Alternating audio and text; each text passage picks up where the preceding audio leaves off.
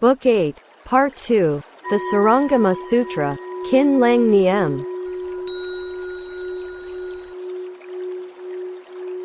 The 10 states affected by the fourth aggregate of discrimination, samskara.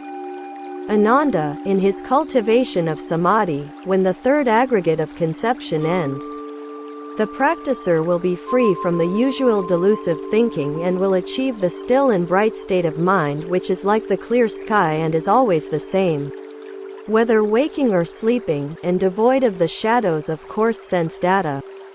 To him the mountains, rivers, great earth and universe are reflections in a bright mirror, appearing and vanishing without leaving a trace behind. Thus his mind only reflects externals without being affected by them. This is the one essence, alaya, in which the fourth aggregate now manifests. The practicer will perceive all living beings of the 12 types of birth in the 10 directions. And though he does not know the true cause of their existence, to him they are all in the same state of life. This functioning of mind samskara is like a twinkling mirage that disturbs the clear horizon and is the chief cause of the illusion of the sense organs and data. This is the fourth aggregate which conditions the practicer's meditation. If this sparkling disturbance returns to its serene source alaya, like ripples that settle to become calm and clear water, the aggregate samskara will come to an end, and the practicer will leap above and beyond the kalpa of turbid being, the main cause of which is the undetected subtlety of his wrong thinking. 1. Ananda, you should know that when the practicer, as a result of pointed concentration after the third aggregate has vanished, acquires correct knowledge, in his practice of samatha, his mind is settled and clear and can no more be troubled by the 10 classes of demons. Only now can he look exhaustively into the origin of living beings. In his discovery of the subtle disturbance which is not easily detectable, if he begins to differentiate, he will fall into error because of the following 2 heterodox conceptions of the non-existence of cause. 1. He finds no anterior cause of existence in his investigation. Why? Because he has wiped out the mechanism of life and can now, by means of the 800 merits of his organ of sight, look into the 80,000 kalpas in which all living beings transmigrate from place to place and beyond which he can see nothing. He then concludes that all living beings exist of themselves without any cause during these 80,000 eons. And, because of this differentiation, he will miss the Buddha's universal knowledge, thereby falling into heresy which will screen his bodhi nature. 2. He finds no posterior cause of existence in his investigation. Why? Because he has seen the root of life and concludes that, as always, men beget men and birds birds, that crows are black and storks white, that men and devas are upright and animals slanting, that their white color does not come from washing nor their black color from dyes, and that all this has been and will be so throughout these 80,000 eons. Since he never saw Bodhi before, how can he realize it now? He will now conclude that all things come from no cause. So he will miss the Buddha's universal knowledge and will fall into heresy which will screen his Bodhi nature. The above pertain to the first state of heterodox discrimination, samskara, which postulates the non-existence of cause. 2. Ananda, in his cultivation of samadhi, as a result of pointed concentration, the practicer's mind is now settled and can no more be troubled by demons. He can look exhaustively into the origin of all living beings, and in his discovery of the subtle disturbance which continues endlessly, if he begins to differentiate, he will fall into error because of the following 4 heterodox conceptions of universal permanence. 1. By looking exhaustively into the mind and its object, he finds that both are causeless, and since his meditative study enables him to know that In 20,000 eons all living beings are subject to the endless round of births and deaths without being annihilated. He gives rise to the wrong concept of the permanence of mind and its object. 2. By looking exhaustively into the four elements, he finds they exist permanently, and since his meditative study enables him to know that in 40,000 eons all living beings preserve their forms which are not destroyed in spite of their births and deaths, he gives rise to the wrong concept of the permanence of the four elements. 3. By looking exhaustively into the 6 organs and the 7th and 8th consciousnesses, he finds that the origin of mind, intellect and consciousness is permanent. Thus his meditative study enables him to know that in 80,000 kalpas all living beings always preserve this origin and that it always remains, thereby giving rise to the concept of the permanence of the 8th consciousness. 4. As the practicer has wiped out the 3rd aggregate completely, he, wrongly, thinks that life has ceased to flow and that since his thinking mind sanjna has ended, that which now remains, i.e. samskara, is permanent, thus giving rise to the concept of the permanence of the 4th aggregate. Because of his wrong conception of true permanence, he misses the Buddha's universal knowledge and falls into heresy which screens his bodhi nature. The above pertains to the second state of heterodox discrimination samskara, which postulates wrong permanence. 3. Further, in his cultivation of samadhi which, as a result of his pointed concentration of mind, can no more be troubled by demons if he looks exhaustively into the origin of living beings to differentiate as he contemplates the continuous subtle disturbance in this clear state, he will fall into error because of the following 4 perverse views of the duality of permanence and impermanence. 1. The practicer looks into the profound bright mind which pervades everywhere and regards it as his spiritual ego. He finds that his ego, which is bright and unchanging, embraces all the 10 directions and that all living beings are born and die by themselves in his mind, thereby concluding that it is permanent and all those subject to birth and death are impermanent. 2. The practicer, instead of looking into his own mind, contemplates countries which are countless as the Ganges sands, and thereby regards as impermanent those regions which are annihilated in the kalpa of destruction and as permanent those unaffected by it.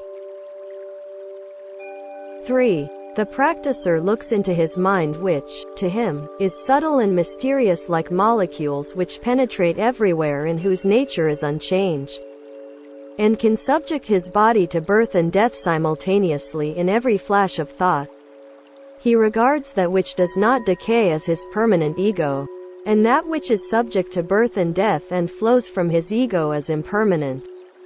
4. The practicer who knows that after the 3rd aggregate has vanished, the 4th one flows continuously, will regard the latter as permanent and the first 3 aggregates which have already ended as impermanent. By so differentiating between permanence and impermanence, he falls into heresy which screens his bodhi nature. The above pertain to the 3rd state of heterodox discrimination which postulates the duality of permanence and impermanence. 4. Further, in his cultivation of samadhi which, as a result of pointed concentration of mind, can no more be troubled by demons, if the practicer looks exhaustively into the origin of living beings and begins to differentiate, as he contemplates the continuous disturbance in this clear state, he will fall into error because of the following 4 dual views of the finite and infinite. 1. He looks into the origin of life which flows endlessly and concludes that the past and the future, which he does not see, are finite and that his present mind which does not stop is infinite. 2. He looks into 80,000 kalpas and sees living beings in this long period of time, but when looking into the time prior even to that he sees and hears nothing. He then concludes that the region where he sees and hears nothing is infinite and the one where there are living beings is finite. 3. The practicer finds that his knowledge reaches everywhere and concludes that since all living beings appear therein, i.e. in his knowing mind, his nature is infinite. As their knowledge, i.e. their minds, do not appear in his, he reasons that their minds are finite as well as their nature. 4. As the practicer looks exhaustively into the fourth aggregate and finds that it ends in emptiness, he reasons that its end is annihilation in its manifestation is creation, and so infers that each living being partly exists and partly does not, and so concludes that all things in the world are half finite and half infinite. By so discriminating between the finite and the infinite, he falls into heresy which screens his bodhi nature. The above pertain to the fourth state of heterodox discrimination, samskara, which postulates the duality of the finite and the infinite. 5. Further, in his cultivation of samadhi which, as a result of his pointed concentration of mind, can no more be troubled by demons, if the practicer looks exhaustively into the origin of living beings, and begins to differentiate between views when contemplating the continuous subtle disturbance in this clear state, he will fall into error because of the following 4 confused views about the undying heaven.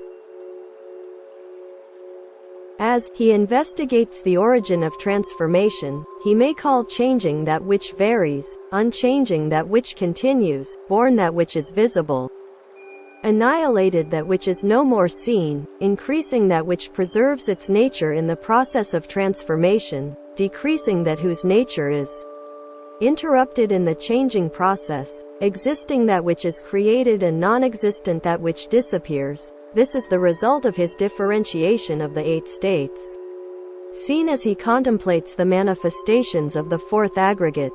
If seekers of the truth call on him for instruction, he will declare, I now both live and die, both exist and do not, both increase and decrease, you thus talking wildly to mislead them. 2. As the practicer looks exhaustively into his mind, he finds that each thought ceases to exist in a flash and concludes that they are non-existent. If people ask for instruction, his answer consists of the one word nothing, beyond which he says nothing else. 3. As the practicer looks exhaustively into his mind, he sees the rise of his thoughts and concludes that they exist. If people ask for instruction, his answer consists of the one word something, beyond which he says nothing else. 4. The practicer sees both existence and non-existence and finds that such states are so complicated that they confuse him. If people ask for instruction, he will say, the existing comprises the non-existent, but the non-existent does not comprise the existing, in such a perfunctory manner as to prevent exhaustive inquiries. By so discriminating, he causes confusion and so falls into heresy which screens his bodhi nature. The above pertain to the 5th state of heterodox discrimination, samskara, which postulates confused views about the undying. 6. Further, in his cultivation of samadhi which, as a result of his pointed concentration of mind, can no more be troubled by demons, if the practicer looks exhaustively into the origin of living beings and begins to differentiate as he contemplates the endless flow of the fourth aggregate, he will fall into error because of his wrong view of the continued existence of form after death arising from his upset mind. So he clings firmly to his body and believes that form is ego. He sees that his mind embraces all countries everywhere, and believes that form is within ego. He sees that form is now restored to follow his ego, and believes that ego exists apart from form. And he sees that his ego continues to exist in the flow of samskara and believes that it is within form. These are the 4 kinds of discrimination, arising from the belief that form continues to exist after death. Thus there are 16 kinds of such discrimination due to wrong contemplation of the first 4 aggregates rupa, vedana, sanjna and samskara. From then on the practicer discriminates between fundamental troubles klesa and fundamental bodhi as existing side by side without contradicting each other. For this wrong view that form continues after death, he will fall into heresy that screens his bodhi nature. The above pertain to the 6th state of heterodox discrimination, samskara, which postulates the wrong view that form exists death.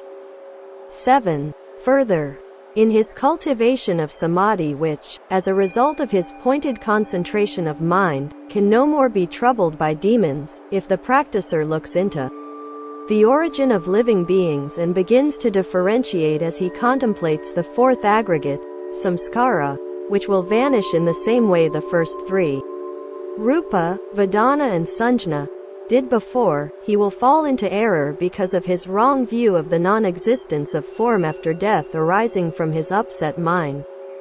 He saw that form was causeless when rupa vanished, that his mind was free from bondage when sanjna ended and that all links were broken when vedana stopped.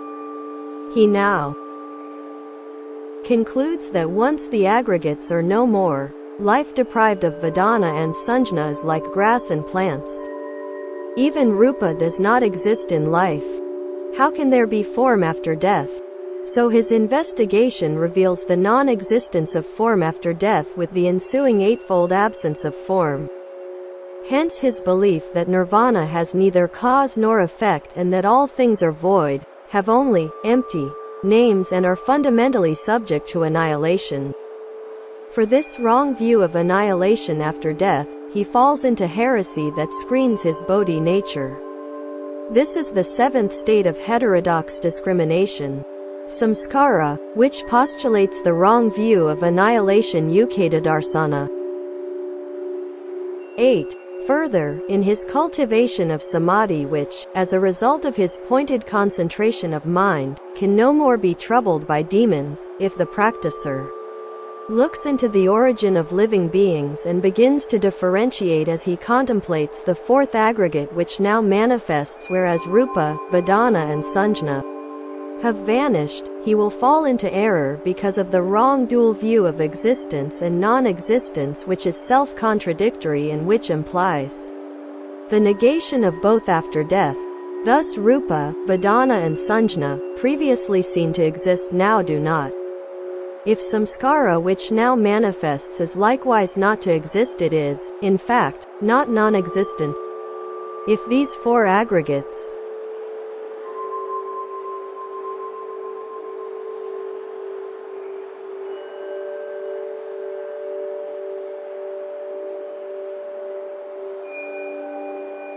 are likewise looked into, the conclusion is the eightfold negative view of form in life and after death. Thus each of them when investigated can be said to be neither existing nor non-existent after death. Further, since the 4th aggregate is always changing, he reasons that both its existence and non-existence are invalid for it is neither real nor unreal in life. So he infers that nothing can be said of it in the dark and obscure condition after death. For holding the above views, he will fall into heresy that screens his bodhi nature. They pertain to the 8th state of discrimination, samskara, which postulates the invalidity of both the existence and non-existence of the 5 aggregates after death. 9. Further, in his cultivation of samadhi which, as a result of his pointed concentration of mind, can no more be troubled by demons.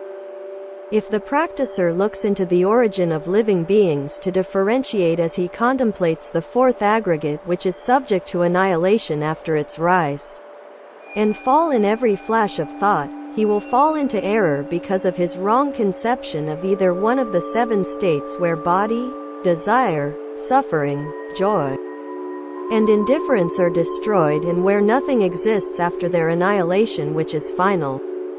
For this wrong view of annihilation after death, he will fall into heresy which screens his bodhi nature. This is the Ninth state of heterodox discrimination, which arises from the upset mind and which postulates the annihilation of the five aggregates after the present life.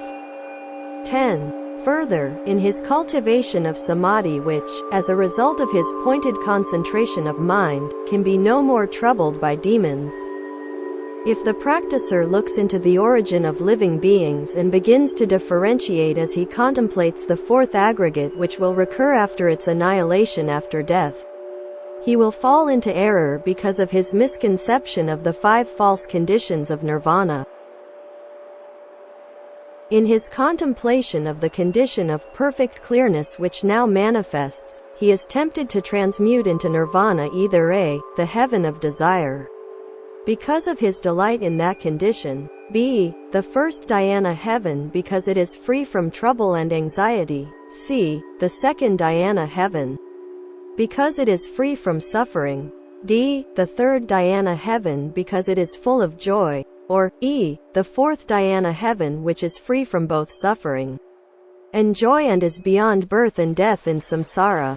Thus he will mistake samsaric heavens for the fundamental wu-wei state and cling to either one of these five states as an ultimate abode offering peace and security. Because of this differentiation, he will fall into heresy, which will screen his bodhi nature. This is the 10th state of heterodox discrimination, samskara, which postulates five conditions of nirvana, arising from the five aggregates. Ananda, these 10 kinds of wild interpretation of dhyana come from the intermingling of the fourth aggregate of discrimination with meditative mind. Deluded and wayward practicers who do not know their own capabilities cannot distinguish these states when they manifest and wrongly declare that they have attained the holy rank. By so doing, they will break the rule against lying and so fall into the unintermittent hells. After my nirvana, in the Dharma ending age, you should proclaim this teaching so that living beings will awaken to it, that the demons of their minds will not lead them to self-inflicted calamities, and that all practicers can be on their guard and wipe out heterodox views. You should teach them how to discipline their bodies and minds so that they awaken to reality and avoid straying from the supreme path, and to refrain from wishful thinking, and from mistaking some little progress for complete realization. You should act as their guide to supreme enlightenment. The 10 states affected by the fifth aggregate of consciousness, Vijnana. Ananda, in the cultivation of samadhi, when the fourth aggregate of discrimination, samskara, comes to an end, the subtle disturbance in the state of clearness, that is the functioning of samsaric mind, which is the mechanism of birth and death, suddenly explodes and exposes an outlook completely different from that of the profound karma of Pudgala, i.e. all beings subject to transmigration. This is the moment when nirvana is about to dawn, like the cock crow that heralds the first light of the day in the east, when the six senses are void and still, and no more wander outside. Within and without there is only a profound brightness reaching the root of life of all beings of the 12 forms of birth, in the 10 directions of space wherein there is nothing that can be further penetrated. This contemplation of the essence of basic clinging, i.e. the fifth aggregate of consciousness, releases the practicer from all attraction by old habits and new karma, and immunizes him from further transmigration in samsara, for he has realized the identity of mind with its self-created externals everywhere. As the nature of consciousness now manifests clearly, he will discover its hidden depth. This is the fifth aggregate of consciousness which conditions the practicer's meditation. As the practicer is immune against external attractions and realizes the identity of mind and objects, the separateness arising from the 6 different sense organs ceases and the mind functions uniformly with seeing and hearing in regard to a single function which is pure and clean. In this state, all the worlds in the 10 directions, together with his body and mind, are clear and transparent like crystal both within and without. This is the end of the aggregate of consciousness, which enables the practicer to leap over and beyond the kalpa of turbid life, the main cause of which is the first seeming shadow of his wrong thinking. 1. Ananda, you should know that, as the practicer looks exhaustively into the fourth aggregate, samskara, it will return to its source. That is, the fifth aggregate, consciousness. Though he wipes out birth and death, he does not yet achieve the pure and profound state of nirvana. He can now unify the different functions of the sense organs, and so is aware that all beings are created by consciousness. Thus he can enter the source of perfection, but if, on his return to it, he wrongly sets it up as the cause of true permanence, and regards this as correct, he will fall into error and will become an adherent of the Kapila doctrine, which postulates primordial darkness, thereby screening his Bodhi nature and missing the Buddha knowledge. This is the first state of the aggregate of consciousness, which sets up the mind thus realized as ultimate attainment, so straying far from complete enlightenment, and standing opposite to nirvana, thus sowing the seed of heresy. 2. Ananda, as the practicer looks exhaustively into samskara which now becomes void, he will wipe out birth and death but will not yet achieve nirvana. If he regards consciousness as his substance and insists that he is right in thinking that all living beings of the 12 types of birth in boundless space spring from his body, he will err because of his wrong conception of a subjective creator, and will become an adherent of Mahesvara who appears in a body which has no limit. It will screen his Bodhi nature and will cause him to miss the Buddha knowledge. This is the second state of the aggregate of consciousness, which sets up the mind creator as ultimate attainment, thus straying far from complete enlightenment, and standing opposite to nirvana, thereby sowing the seed of great pride in an omnipresent divine ego. 3. As the practicer looks exhaustively into samskara which now becomes void, he will wipe out birth and death but will not yet achieve nirvana. If he clings to consciousness as his refuge, he will interpret that his body and mind as well as the whole of space spring from that refuge, thereby wrongly inferring that this source is true reality, free from birth and death. Because of his misinterpretation of Vijnana consciousness as permanent, he will understand neither the uncreate nor the created, birth and death. For his delight in this deluded state, he will fall into error because he mistakes impermanence for permanence and will thus become an adherent of Isvaradeva, the divine ego who creates all things, thereby screening his Bodhi nature and missing the Buddha knowledge. This is the third state of the aggregate of consciousness, which sets up the causal mind as ultimate attainment, thus straying far from complete enlightenment and standing opposite to nirvana, and so sowing the seed of perfection's opposite.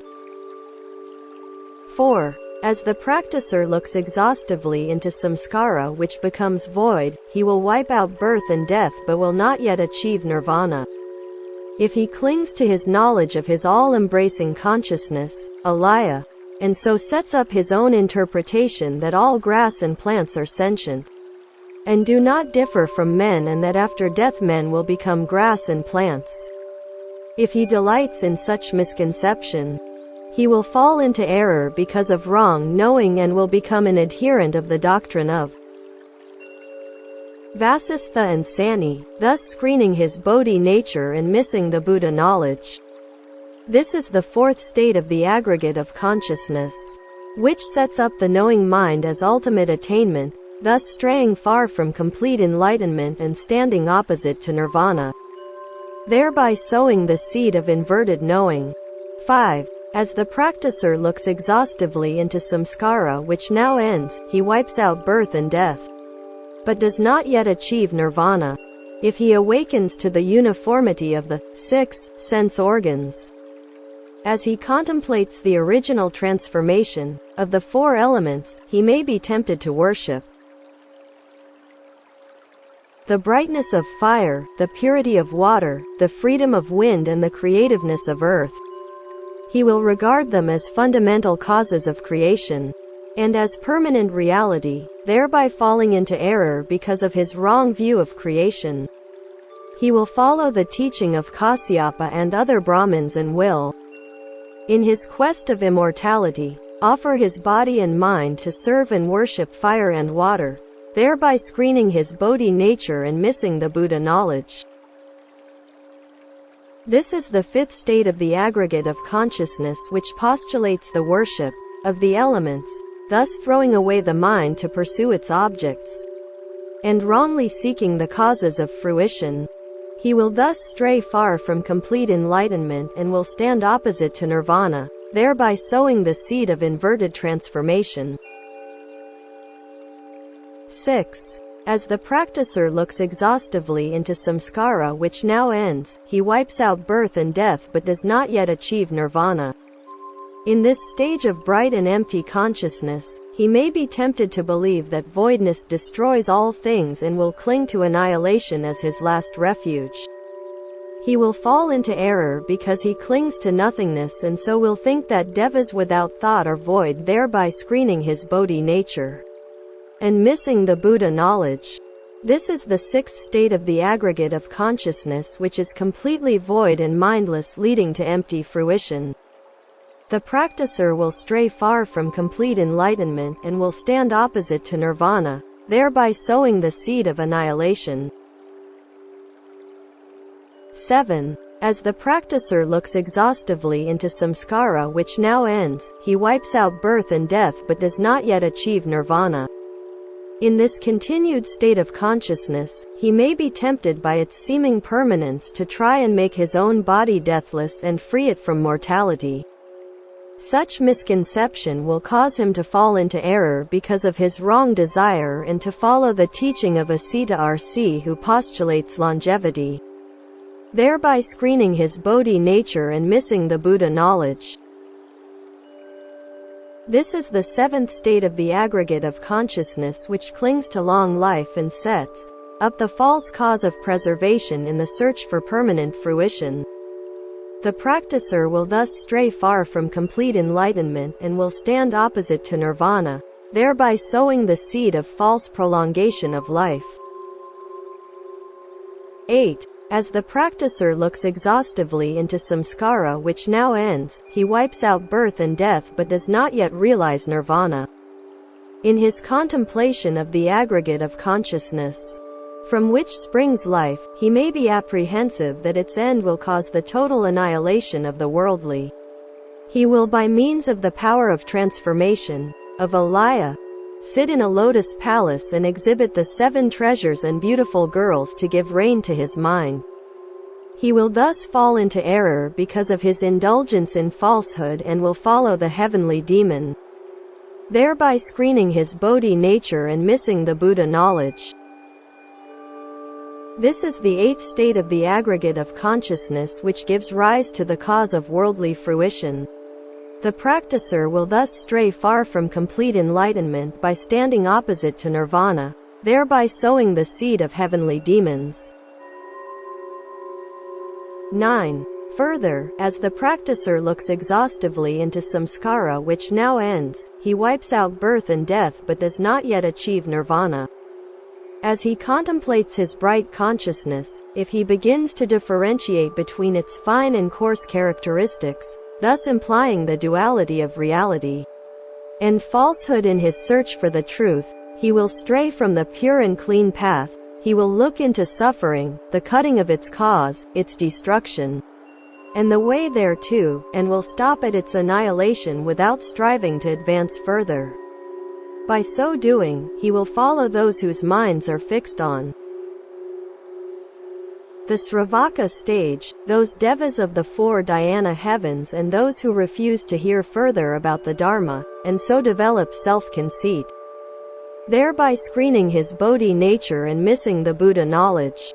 This is the 9th state of the aggregate of consciousness, which unites With its essence for nirvanic fruition, the practicer will thus stray far from complete enlightenment by standing opposite to nirvana, thereby sowing the seed of obstructive voidness.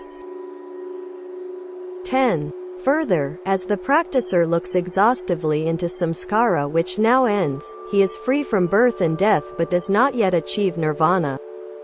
As he contemplates the bright and pure essence of consciousness, if he looks deeper into its depth, he may regard the latter as nirvana, and will not strive to advance further. He will be one of those whose minds are set on pratyeka Buddhahood, and who live apart from others to seek self-enlightenment, thereby screening his bodhi nature and missing the Buddha knowledge. This is the 10th state of the aggregate of consciousness, is the union of mind with pure awareness culminating in clear fruition. The practicer will thus stray far from complete enlightenment by standing opposite to nirvana, thereby sowing the seed of incomplete enlightenment. Ananda, these are the 10 states of dhyana leading to wild speculations because the practicer relies on delusion and regards inadequate achievement as full realization. They are due to the intermingling of the 5th aggregate of consciousness with meditative mind. Deluded and wayward people who do not know their own capabilities, rest their minds infatuated by former habits on these states which now manifest and which they regard as their ultimate abodes.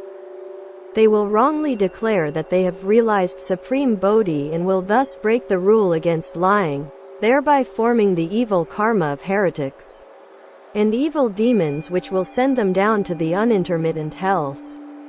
As to Sravakas and Pratyeka Buddhas whose minds are fixed, they will not make further progress.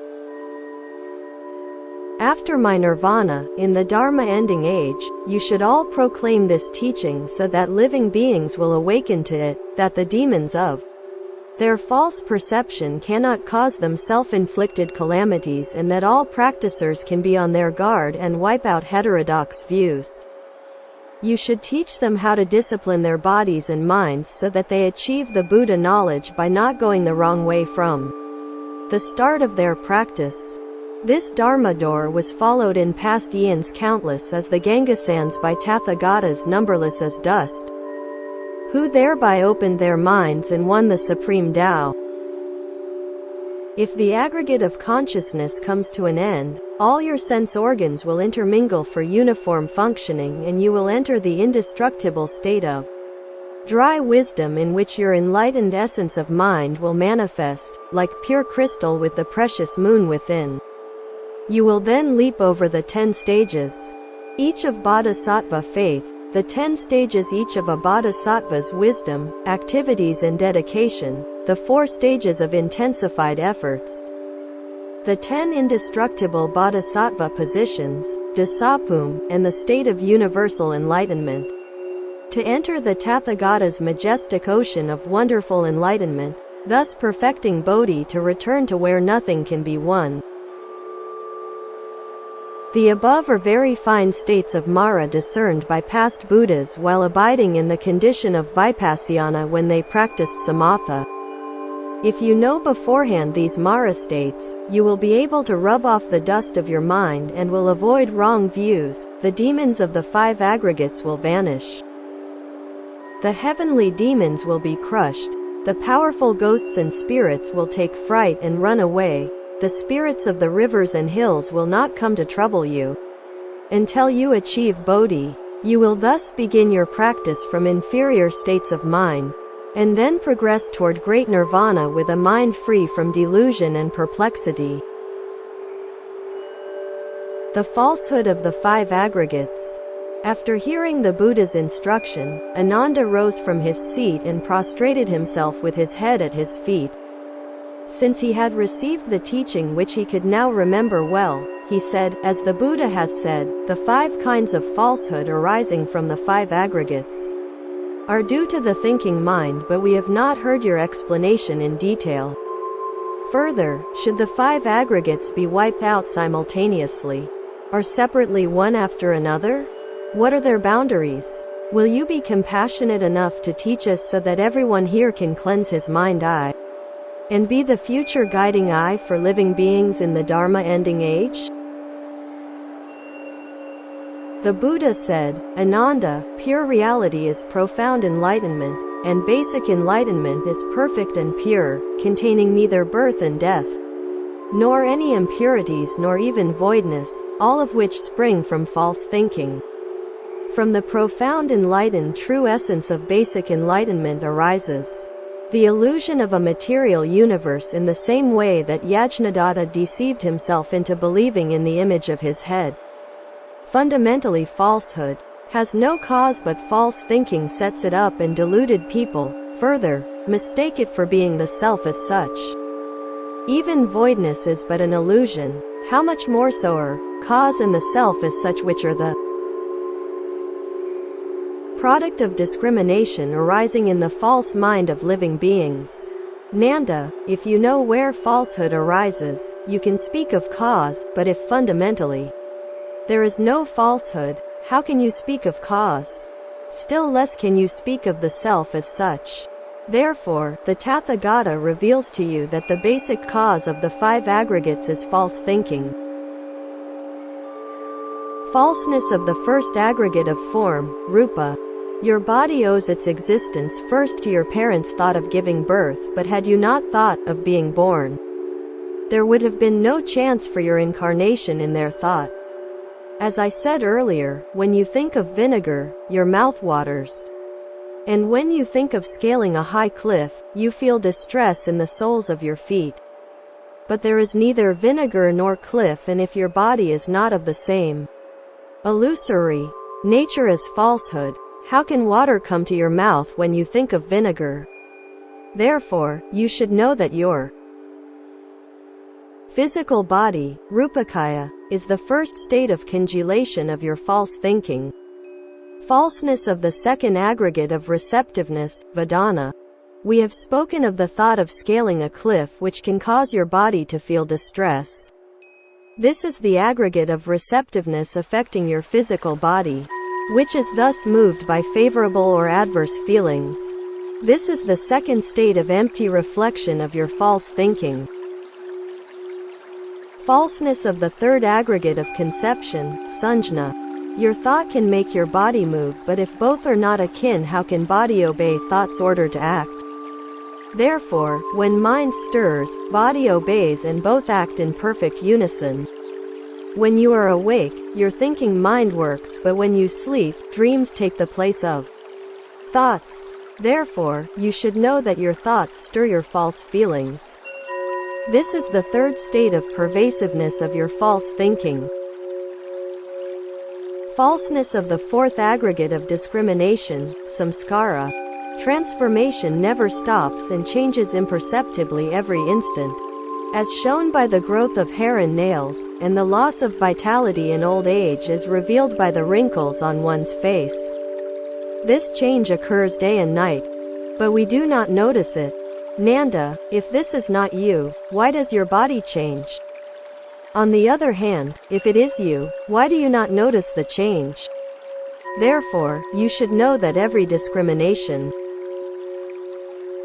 does not stop in a flash of thought. This is the fourth state of concealment of your false thinking.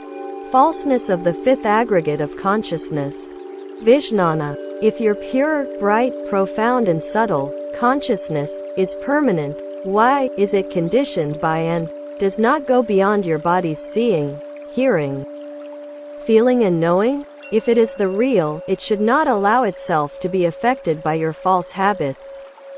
Very long ago you saw unusual things, but you then forgot all about them. Why do you remember them so vividly when you now see them again? This shows that the contamination of your clear and still consciousness continues, instant after instant, in unbroken continuity. How can you ascertain this? Ananda, you should know that this still consciousness is not reality and is like a river, which flows swiftly but seems to be still. If you do not see it flow, this does not mean that it stops. If consciousness is not the source of false thinking, how can it be influenced by wrong habits? If you fail to wipe out separateness and achieve the uniform functioning of all your six sense organs, your false thinking cannot be brought to an end. Therefore, behind your seeing,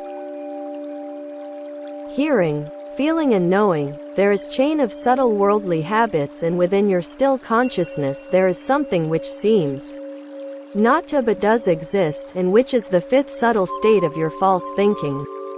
Ananda, all the five aggregates are created by this fivefold false thinking.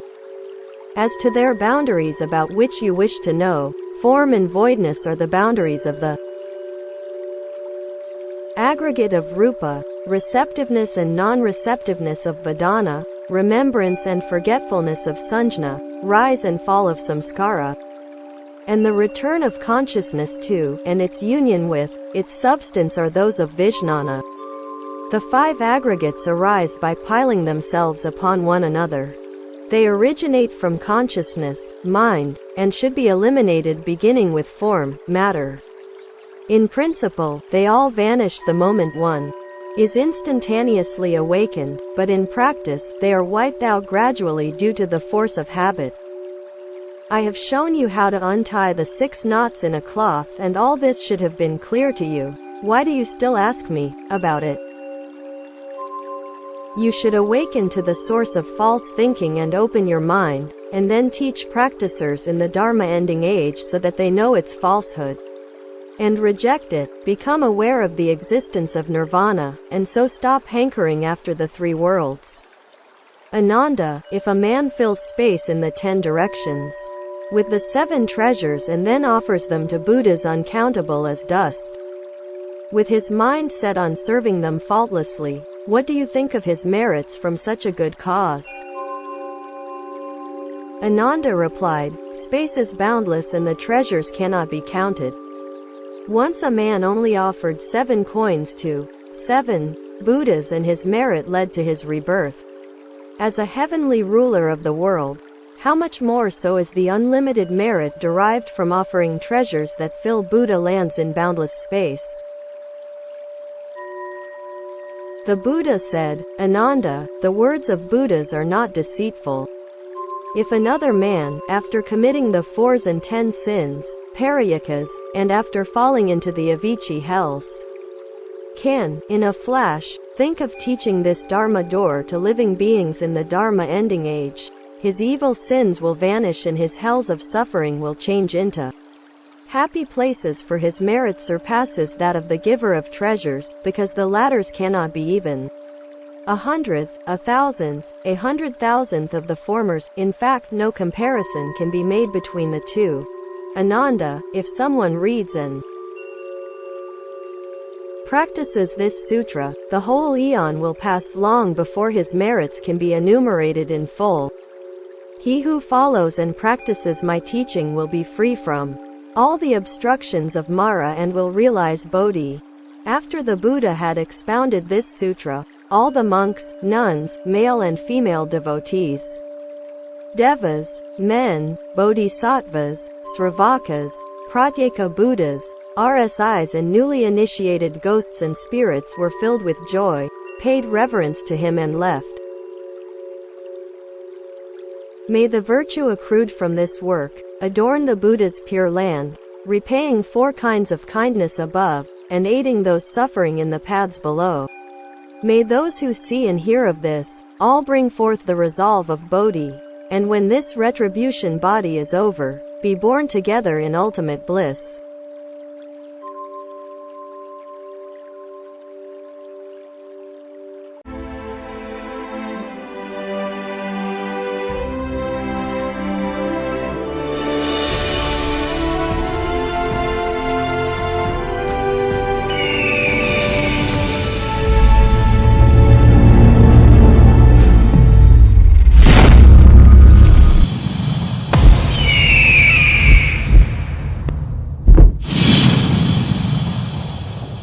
AudioBook TV